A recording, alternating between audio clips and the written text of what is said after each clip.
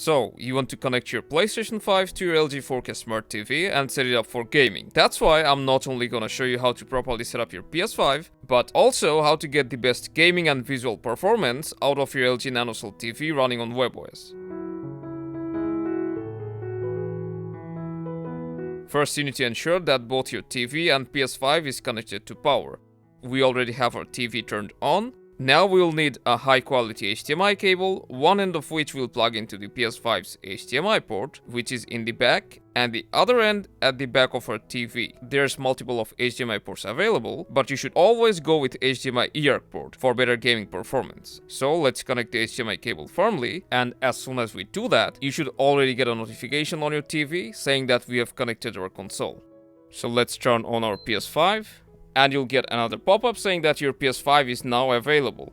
You should go ahead and switch to our PS5 automatically. Look how good it looks on our LG Smart TV's NanoCell screen. Now we can also view our PS5 from the list of sources. Just press the source button on your remote and here's our PS5 game console. So let's grab our controller and press the PS button to log in to our PS5. But you shouldn't stop here, cause there are some better picture settings that you must adjust to get the best performance and picture quality. So let's start with our TV settings. Open settings by pressing the settings icon, and as you already see, the settings interface has changed. You can access the game optimizer from here, and here you can monitor and adjust various settings for better gaming performance. Next, we will adjust some simple PS5 settings. So using our console, we'll open settings. First, let's head to screen and video. From here, make sure that you have selected the highest possible resolution.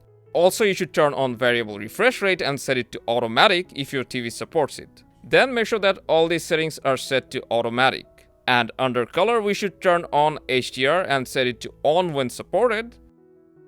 Then you should go through the HDR adjustment process. Also, you need to turn on deep color and set RGB range to full.